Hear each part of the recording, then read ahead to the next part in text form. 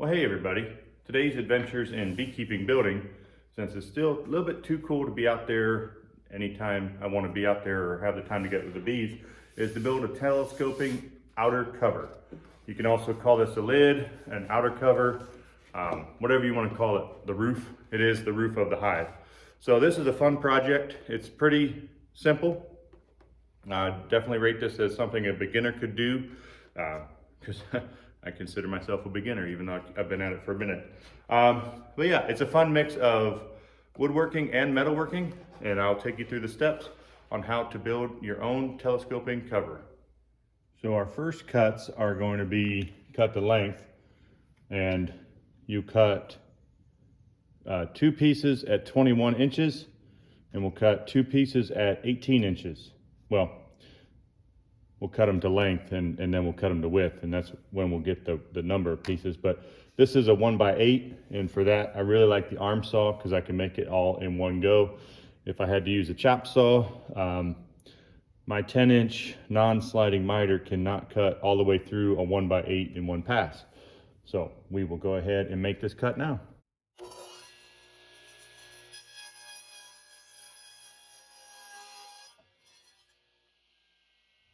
If you've been watching the channel for any length of time, you know I have a dislike of measuring. I do measure. I have the ability to measure. I know how. Got all the numbers, all the fingers to count. But in this case, our next cut is going to be 2 inches, and I have a 2-inch block here. And that just saves me time. So a lot of beekeeping is repetitive. And so because of that, your common cuts, common measurements, I just go like that. Now, if you're making fine furniture, that's a horse of a different color. But for bee furniture, close is good enough. So we'll take the 2 pieces we just cut to length, 18 1/8 and 21, and we're gonna end up with 2 each, 2 inches wide of each length.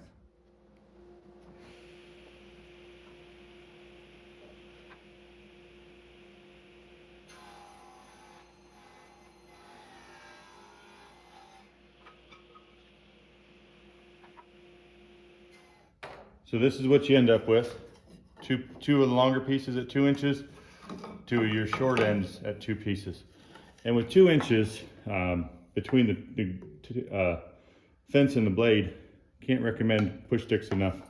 You can make your own, you can grab your own. This one I made and it's been chewed up. Better this than my fingers. This one was just a piece of scrap that happened to work. I was doing some test cuts anyway, and fit nicely in my hand. So really think about using using push sticks. 2 inches is really close. And can you do it? Yeah, probably, but it's just not worth the risk in my opinion. The next thing we'll do is there needs to be a dado cut, and all 4 pieces get a dado. Your short ends get a dado along the top and along the sides to accept the long ends, and the long ends just get a dado on the top groove. So we'll go ahead and I'll just tell you real quick about how I change the blade. Probably don't need to watch that, but so I have the arbor wrench, and I just take a scrap piece,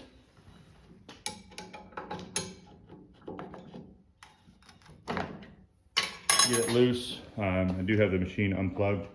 I'll get it loose and I'll switch out the dado, and then we'll come back. So we have the dado in, and the first dado wants to be 3/8 of an inch deep and 3/4 inches wide, and that'll be the dado on the short edge of the short side. And you see Team No Measure comes back. I have this piece, it's just a scrap piece of plywood, and 2 of the common dados, 5/8 wide, 3/8 deep, and then 3/4 wide, 3/8 deep. So pretty handy tool to use. What I do is I set the height and then I set the depth at the same time. I run a scrap just to verify, and it's good to go. So these ones, the long ones, we'll take them away so we don't make a mistake. But these ones on the short side, these will be ran through on each end of the short side.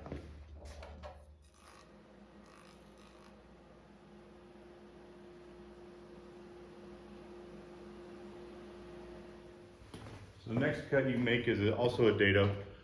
And this one is going to be, it depends on what you're using for a top. So I have this piece of 1/2 inch plywood laying around that's big enough and that's what I'm going to use. If you're using 3/4, you'll need to change the distance to or keep the distance at 3/4.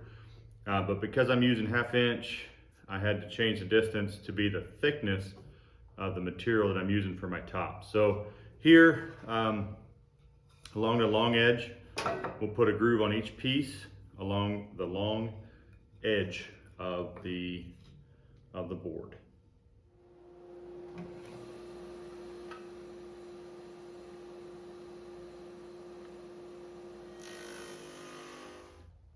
So this is what you end up with, is just a pretty basic frame. And in my notes in Pisano's book, no matter what material you use for the top, you want to be 17 3/8 by 21. So we'll just roughly double check. That's 21. And 17 3/8 would do it. So what I'll do now is I'll trim this piece of plywood down to size, and then we will start assembly. So here we've test fit the top, and now it's time for assembly, as Norm would say. So we're going to start off with just the end rabbets, a little bit of wood glue, probably too much wood glue, that's my typical. And we're just going to put it on the edges for now. You get a little bit extra, just wipe it off there. And we'll put them together just using a couple of narrow crown 1-inch long staples. That's kind of the workhorse of the fastener world in my bee shop. And we just put them down, just a couple. Always with these, I can tell you that I've stuck these in my fingers and it hurts. So always leave yourself some room for the staple to blow through and not hit your finger. So we'll just do this again, and then we'll put the top on, and we'll probably put a couple staples down in through the top.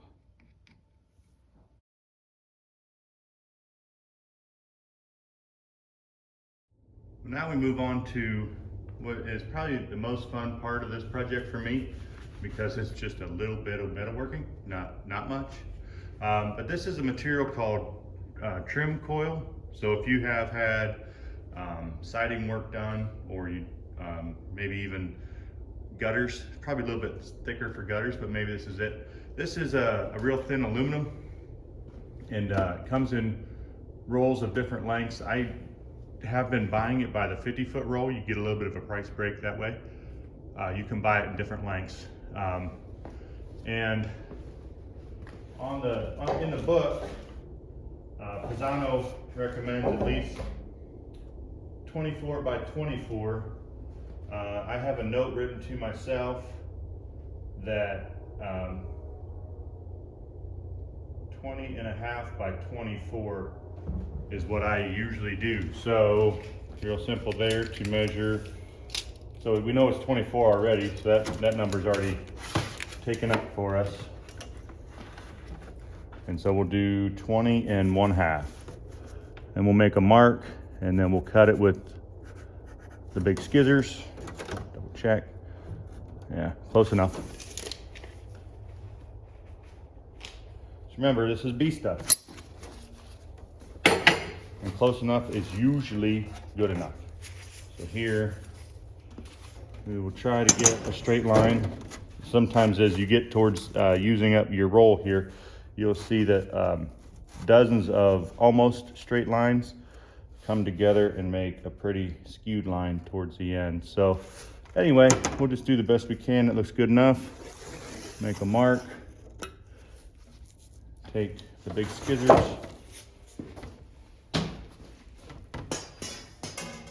And I do recommend wearing gloves.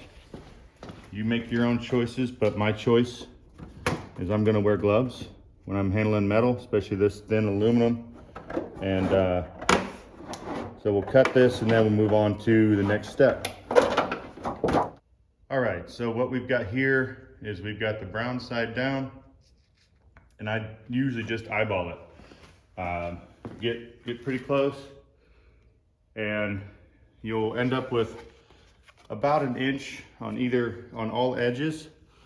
And then it's pretty simple. Even though it's brown, it might be hard for you to see. In real life, it's pretty simple to see the pencil mark. And I just trace the box on all the edges.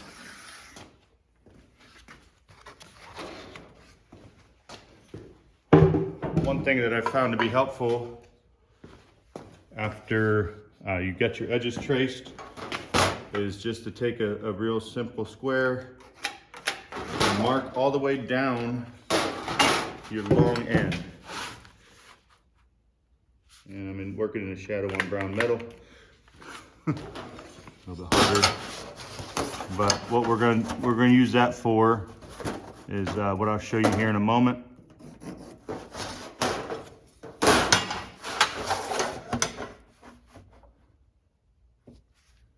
And it doesn't have to be perfect again.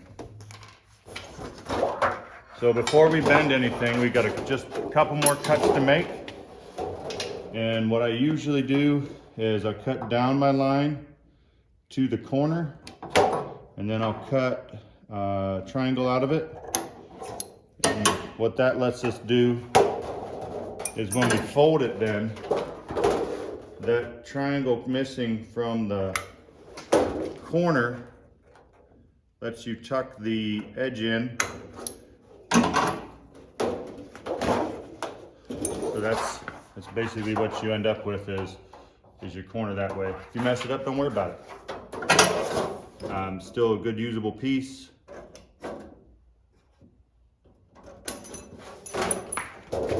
And now we come to the part that is the most fun about this little bit of metalworking, and that's where we bend it.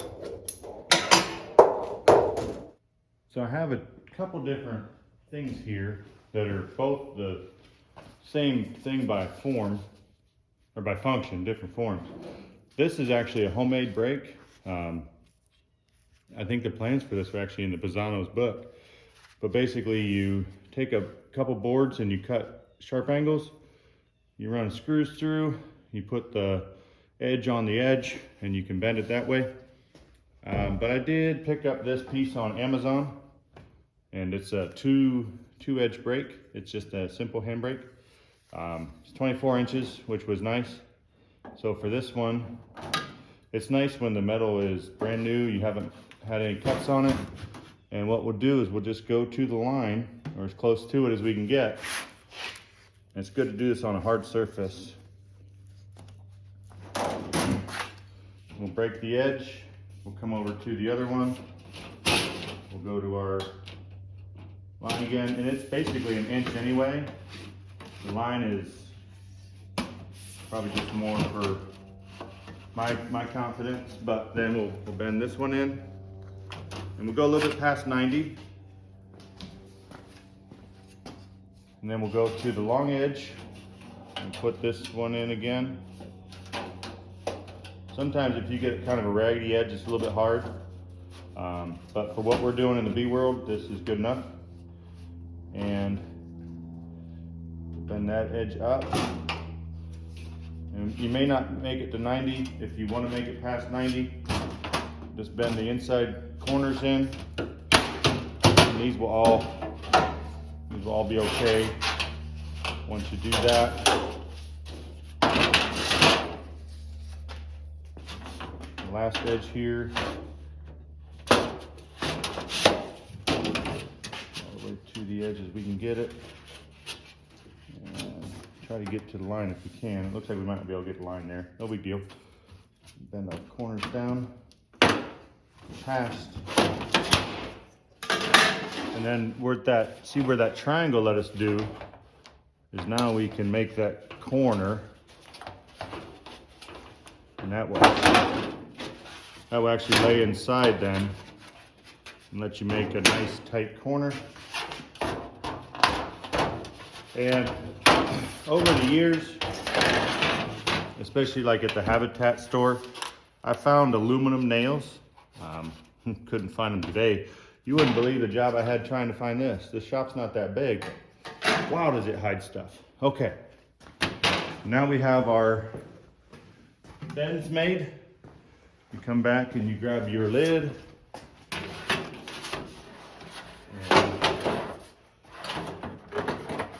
This is why I recommend gloves when you work with this metal, because if you were to run your hand down that metal to get the pieces out, guarantee,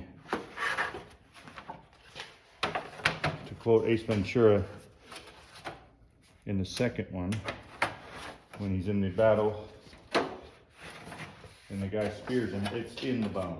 You're gonna lay yourself wide open. So just wear them, no big whoop. All right, well, that was a little bit of a challenge on my end. That's more a reflection of me than actually how hard it was. And what we're gonna do now is, because I don't have any of those metal nails, we're going to attach the top with some 1/2-inch narrow crown staples. Okay, so what we have now, just need a little bit of paint. We have a good lid that sits over there. It does have a little bit of wiggle room, so don't get upset or frustrated if you get the measurements a little bit wrong. A couple other things just to highlight here. None of the dado cuts are mandatory. You can absolutely do this with butt joints, and even if you wanted to put the top on with just to sit on the top of the frame instead of being dadoed down into it like I had, that would work no problem. If you don't have any way to use a metal brake, or even to make one out of that wood like I used to use, that's not even a problem. You can bend this stuff by hand. It's just over or just under a 1/4 inch thick. No, that's not right. I did my math wrong. It's very, very thin material. But anyway, you can bend it by hand. I just got the brake because I really like the crisp edges. And also I make a lot of these, and that brake is a time saver. So get out there and build stuff. It doesn't have to be perfect. It just has to do the job. And so I hope that this video was useful to you. I hope this helps you. I hope you get out and build some stuff. If you have any questions, go ahead and ask them below. If I don't have the answer, we can usually work together as a community to help find the answer. But yeah, don't let a lack of certain kinds of tools stop you from building stuff on your own. It's a lot of fun. And if you enjoyed the video, I'd appreciate a thumbs up, comment, and subscribe.